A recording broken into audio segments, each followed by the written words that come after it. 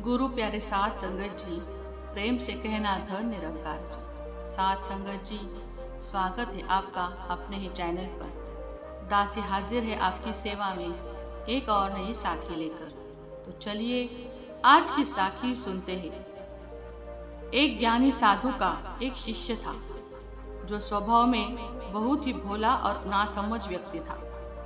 शिष्य अपने गुरु का आदर सम्मान बड़ी ही निष्ठा और तहे दिल से करता था, किंतु फिर भी वो अपने गुरु की कुछ बातों को नजरअंदाज कर देता था। साधु उसे संसार की मोह माया और पारिवारिक रिश्तों से दूर रहकर एक साधुत्व का जीवन जीने का सलाह देते थे, जो शिष्य को कतई मंजूर नहीं था। वो परिवार से दूर नहीं रह सकता था और अपने गुरु की भक्ति भी नहीं छोड़ना चाहता था। वो गुरु भक्ति और पारिवारिक रिश्तों में कोई भेद नहीं रखना चाहता था।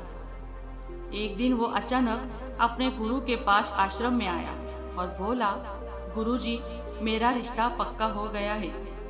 गुरुजी ये बात सुनते ही आश्चर्य में डूब गए और अपने उदास मन से बोले, बेटा, तेरा रिश्ता हो गया, अब तुम मेरी तरफ से गया। शिष्य अपने स्वभाव से थोड़ा भोला और नासमझ था। वो अपने गुरु की बात का अर्थ नहीं समझ पाया, किंतु इतना समझ चुका था कि गुरुजी मेरे रिश्ते से खुश नहीं है और वो वहां से चला जाता है। कुछ दिनों बाद दोबारा अपने गुरु के पास आता है और कहता है, मैं आपको अपनी शादी का कार्ड देने आया हूँ। गुरुजी ने फिर वैसा ही जवाब दिया और बोले, बेटा, अब तू तेरे परिवार से भी गया। उसने अपने गुरुजी की इस कथन का भी कोई जवाब नहीं दिया। कुछ दिन बाद में वो फिर से अपने गुरुजी के पास आया और बोला, गुरुजी, मेरा विवाह हो गया और पत्नी भी घर आ गई है। गुरुजी ने तीसरी बार भी एक वैसा ही कथन बोल डाला, बेटा, अब तो तू दुनिया से गया। अपने गुरु के मुख से ऐसे 3 बातें सुनकर वो थोड़ी नाराजगी से बोला, गुरुजी, आप नहीं जानते, मेरे परिवार वाले मुझसे बहुत प्रेम करते हैं। हमेशा उन्हें मेरी फिक्र होती है और मुझे पत्नी भी मुझसे प्रेम करने वाली मिली है। तो आप ही बताइए, मैं इन बंधनों को छोड़कर कैसे चला जाऊं?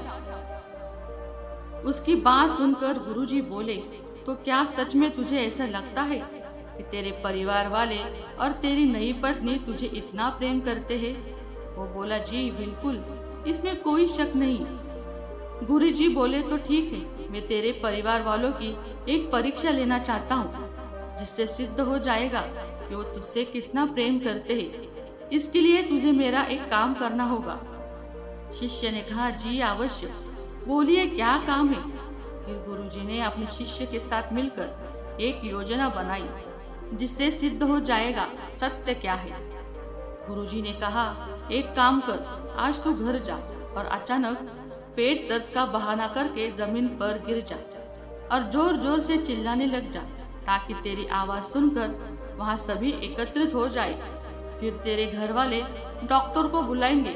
उसकी दवाई लेने के बाद भी तुझे कहना है, मेरे पेट में दर्द बढ़ता ही जा रहा है, मेरे गुरुजी को बुला दो, मुझे वही ठीक कर सकते हैं, नहीं तो मैं मर जाऊंगा। और जैसे ही मैं वहाँ पहुँचता हूँ, तुम मरने का बहाना कर देना। अपने गुरु की पूरी योजना सुनने के बाद शिष्य ने कहा, ठीक है गुरुजी, आज देखते हैं किसके वचन सत्य है। वो अपने घर पहुँचता है और अपने गुरुजी के कहे अनुसार पेट दर्द का बहाना कर जमीन पर गिर जाता है। उसके घर वाले उसे इस अवस्था में देखकर भयभीत हो गए। उन्होंने जल्दी से डॉक्टर को बुलाया। सभी काफी दुखी दिखाई दे रहे थे, जिसे देखकर शिष्य थोड़ा मन ही मन खुश हुआ, लेकिन उसे अभी योजना आगे बढ़ानी थी। वो बोला, मुझे दवाइयों से कोई फायदा नहीं हो रहा है, कृपया आप जल्दी से मेरे गुरुजी को बुला लाओ, केवल वही मुझे ठीक कर सकते हैं, नहीं तो मैं आज मर जाऊंगा। उसके बड़े भाई तुरंत जाकर गुरुजी को बुला लाए। जैसे ही गुरुजी ने घर के अंदर कदम रखा, उनके कहे अनुसार शिष्य बहाना कर दम तोड़ देता है। गुरुजी उसका हाथ देखते हैं और अपना भगवा रंग के तौलियों से उसे ढक देते हैं और अपने निराश मन से कहते हैं, आप लोगों ने मुझे बुलाने में थोड़ी देर कर दी, मेरा शिष्य अब नहीं रहा, मरने की बात सुनते ही उसके घर वाले खूब जोर जोर से रोने लगे। कोई अपना माथा जमीन पर मारता है तो कोई भगवान से उल्टा सीधा बोलता है। पूरा परिवार शोक के सागर में डूब चुका था। घर वालों को ऐसे रोते देख गुरुजी बोले, रुको, रोइए मत, मैं इसे जिंदा कर सकता हूँ। गुरुजी की ये बात सुनते ही सभी ने अपने आंसू थाम लिए और कहने लगे, तो गुरुजी इंतजार किसका, करिए न जिंदा। गुरुजी बोले, जिंदा तो मैं कर दूंगा, लेकिन ये बताओ इसकी जगह जाएगा कौन? किसी एक को इसकी जगह जाना होगा और वो जिंदा हो जाएगा। सभी घर वाले गहन चिंतन में फंस गए। सभी ने एकदम चुप्पी साध ली। उनकी चुप्पी को तोड़ने के लिए गुरुजी बोले, माताजी आप सबसे ज्यादा रो रही है, आप क्यों नहीं चली जाती इसकी जगह? माता बोली, नहीं गुरुजी, मैं चली गई तो मेरे पति को रोटी कौन पकड़ाएगा? गुरुजी शिष्य के पिता से बोलते हैं। पिता बोलते हैं, गुरुजी मेरे बाद मेरी पत्नी का है ही कौन? गुरुजी उसकी पत्नी से बोले, जो अपने आंसू नहीं रोक पा रही थी। पत्नी बोली, गुरुजी मेरी अभी नई नई शादी हुई है, अभी तो मुश्किल से 15 दिन भी नहीं हुए हैं, भला मैं क्यों अपनी जान दूं? मेरी तो दूसरी शादी भी हो जाएगी। सबकी बात सुनकर गुरुजी बोले, तो ठीक है, इसकी जगह मैं चला जाता हूँ। सभी घर वाले खुश हो गए।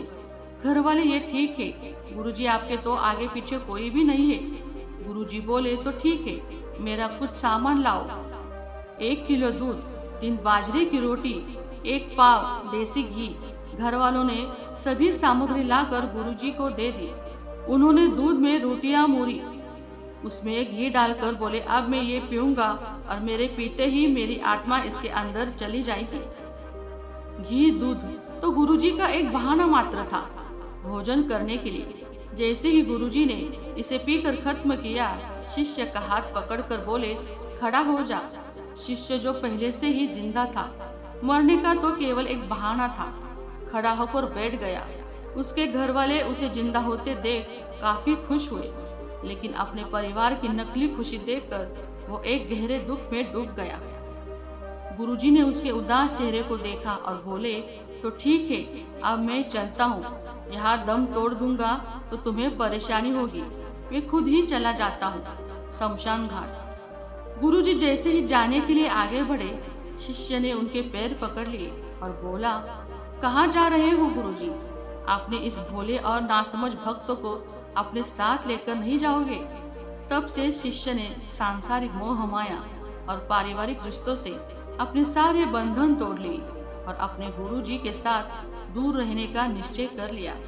और उन्हीं की कृपा से उसने अंतर्ध्यान के लिए नाम शब्द हासिल किया। साथ संगत जी, उम्मीद करती हूँ ये साखी आपको जरूर पसंद आई होगी।